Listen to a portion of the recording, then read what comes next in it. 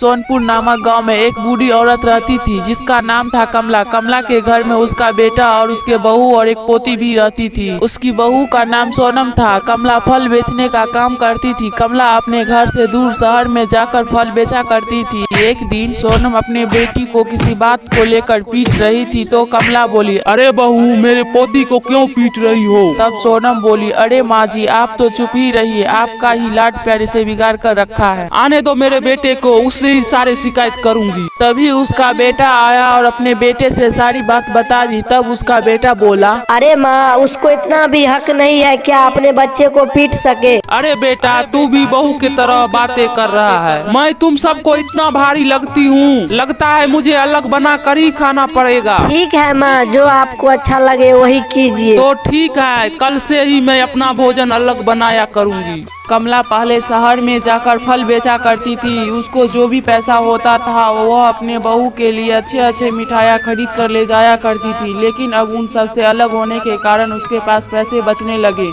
कमला उन पैसों से एक अच्छा सा साड़ी ले ली और उसे पहनकर फल बेचने जा ही रही थी। तभी रास्ते में उसके बहू मिलती है और उससे जलने लगती है और बोलती है, यह देखो, इस बुढ़िया को बुढ़ापे में भी जवानी सूझ रही है। कमला फल बेच कर बहुत सा पैसा जमा कर ली थी। तभी उसके बहू को पता चलता है कि मेरे सास के पास बहुत सा पैसा जमा है। तब वो सोचती है कि कुछ ऐसा करूँ कि बुढ़िया का सारा पैसा मेरे पास आ जाए। तभी वो अपनी बेटी को बुलाती है, अरे बेटी पूजा, इधर आओ। अरे बेटी पूजा, तुम अपने दादी के घर जाओ और मैं जब तुम्हें लेने आऊंगी तब तुम बोलना, मैं अपने दादी के पास ही रहूंगी। फिर वह अपने दादी के पास चली जाती है। तभी थोड़ी देर बाद सोनम अपने पति के साथ कमला के घर जाती है और बोलती है, माँ जी, हमें माफ कर दीजिए, मुझसे बहुत बड़ी भूल हो गई। उस दिन मैं आपको बुरा भला बोली थी। अब हम सब आपके साथ रहना चाहते हैं और आप कब तक फल बेचने का काम कीजिएगा? आप तो बूढ़ी हो गई हो और आप फल बेचने का काम मुझे दे दीजिए, अब से मैं फल बेचा करूंगी। और सोनम उस दिन से फल बेचने लगी और सब खुशी खुशी रहने लगा। वीडियो पसंद आए तो वीडियो को लाइक करें।